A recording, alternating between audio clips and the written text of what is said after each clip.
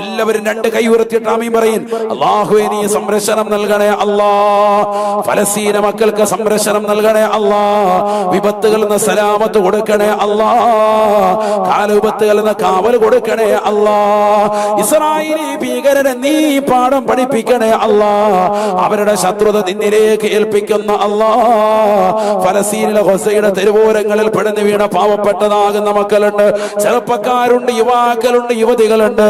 അവർക്ക് നീ ശുഹദാക്കളുടെ പ്രതിഫലം കൊടുക്കണേ അല്ലാ, ശുഹദാക്കളുടെ പ്രതിഫലം കൊടുക്കണേ അല്ലാ. യുദ്ധത്തിന്റെ കെടുതി മൂലം കൈ നഷ്ടപ്പെട്ടു പോയവരുണ്ട്, കാല് നഷ്ടപ്പെട്ടു പോയതാകുന്ന 15ഉം 10ഉം വയസ്സുള്ളതാകുന്നതിൽ താഴെയുള്ള പിഞ്ചോമന മക്കളുണ്ട്. അല്ലാഹുവേ ക്ഷമ കൊടുക്കണേ അല്ലാ, ഖൈറായ ജീവിതം കൊടുക്കണേ അല്ലാ, സ്വാതന്ത്ര്യം അനുഭവിക്കാനുള്ള തൗഫീഖ് നൽകണേ അല്ലാ, സ്വാതന്ത്ര്യം അനുഭവിക്കാനുള്ള തൗഫീഖ് അവർക്ക് നീ നസീബാക്കണേ അല്ലാ. പിറന്ന നാടിന് വേണ്ടി പ്രയാസപ്പെടുന്ന സാധുക്കളാണ്, പരിപൂർണ മോചനം കൊടുക്കണേ അല്ലാ. 178ഓളം പള്ളികളാണ് ഫലസ്തീനിൽ തകർക്കപ്പെട്ടിട്ടുള്ളത്. തകർക്കപ്പെട്ടതാകുന്ന പള്ളിയുടെ വിനാരങ്ങളുടെ ചുവടെ നിന്നുകൊണ്ട് നിസ്കരിക്കുന്നതായ സാധുക്കളെ കാണുന്നില്ലേ മുസ്ലിമേ? ഈ സമയത്തും അവർ നമസ്കാരം മുടക്കിയിട്ടില്ല. എവിടെയെങ്കിലും ബോംബ് വർഷിക്കുമ്പോൾ ഓടി വരുന്നത് ഞങ്ങൾക്ക് ഇവിടെ ബുദ്ധിമുട്ടുണ്ടായി എന്ന് പറഞ്ഞിട്ടല്ല, അവരപ്പോഴും പറയുകയാണ് അല്ലാഹുവേ ഇന്നാ ലില്ലാഹി വ ഇന്നാ ഇലൈഹി റാജിഊൻ.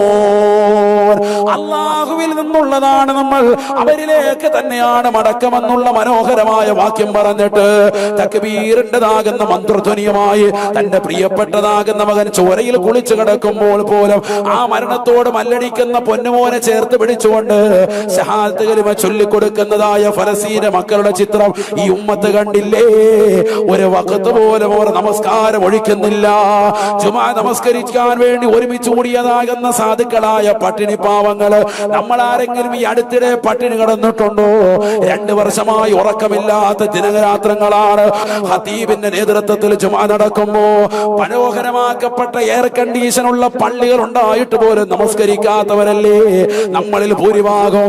എന്നാൽ തകർക്കപ്പെട്ടതാകുന്ന പള്ളികളുടെ അവശിഷ്ടങ്ങൾക്കിടയിൽ ചെറിയൊരു തുണി വിരിച്ചിട്ട് അതിന്റെ മുകളിൽ നിന്നുകൊണ്ട് നമസ്കരിക്കാൻ തയ്യാറാകുന്നു. ഖതീബ് വെമ്പറിൽ കയറി നിന്നുകൊണ്ട് പറയുന്നതാകുന്ന വാക്യം ലോക മുസ്ലിമീങ്ങൾ കേട്ടില്ലേ? എനിക്കതാ സംസാരിക്കാൻ കഴിയുന്നില്ല, ഖുത്ബ നീട്ടാൻ പറ്റുന്നില്ല, വല്ലാതെ വിശപ്പിന്റെ വിളിയാളം എന്നിലുണ്ട്. ഖുത്ബ കേട്ടുകൊണ്ടിരിക്കുന്ന നിങ്ങൾക്കും അത് കേട്ടുകൊണ്ടിരിക്കാൻ പറ്റുന്നില്ല, കാരണം നിങ്ങളെല്ലാവരും പട്ടിണിയിലാണ്. നമുക്ക് പ്രസംഗം നിർത്താം, ഖുത്ബ ഞാൻ ചുരുക്കുന്നു. അഖിമിസ്സലാ അഖിമിസ്സലാ. ഇനി നമസ്കാരം തുടങ്ങാൻ പോയാണ്. എത്ര വലിയ ഖേദകരമാകുന്ന വാർത്തയാണ് കേൾക്കുന്നത്. നിസ്കരിക്കാൻ വേണ്ടി വന്ന് ഇമാമത്ത് നിർവഹിക്കാമെന്ന ഖതീബിന് ഖുത്ബ പൂർത്തീകരിക്കാൻ പറ്റുന്നില്ല.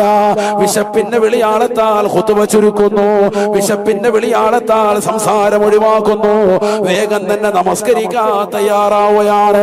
ആ സമയത്ത് പോലും എന്റെ റബ്ബ് അള്ളയല്ലെന്നവര് പറഞ്ഞിട്ടില്ല. 5 വഖ്ത് നമസ്കാരങ്ങൾ നമ്മുടെ കൈകളിലേക്ക് പ്രവാചകൻ മിഅ്റാജിന്റെ രാവിലൂടെ ഉമ്മത്തിന് സമ്മാനമായി നൽകിയിട്ട് ആ നമസ്കാരത്തെ തള്ളിക്കളഞ്ഞുകൊണ്ട് ജീവിക്കുന്ന മുസ്ലിമില്ലേ? കള്ളുകുടിച്ചുകൊണ്ട് നിലകൊള്ളുന്ന മുസ്ലിമില്ലേ? അല്ലാഹുവേ ഞങ്ങൾക്ക് നീ ബോധം നൽകണേ അല്ലാ. നിന്നെ മറക്കാതെ നിന്നെ ഓർക്കുന്ന ഒരു വഖ്ത് പോലെ നമസ്കാരം പരിപൂർണമായി ശ്രദ്ധിക്കാത്തവരായി ഞങ്ങളെ നീ മാറ്റരുത് അല്ലാ. കൃത്യമായി ശ്രദ്ധിക്കുന്ന യഥാർത്ഥ മുഅ്മിനീങ്ങളിൽ ഞങ്ങളെ നീ ഉൾപ്പെടുത്തണേ അല്ലാ. പാവപ്പെട്ട ഫലസ്തീന മക്കൾക്ക് നീ സംരക്ഷണം കൊടുക്കണേ അല്ലാ, സമാധാനം കൊടുക്കണേ അല്ലാ. ഇവിടെ ആമീൻ പറയുന്ന ആയിരക്കണക്കിന് വിശ്വാസികളുണ്ട്. സർവരെയും നീ സ്വീകരിക്കണേ അല്ലാ.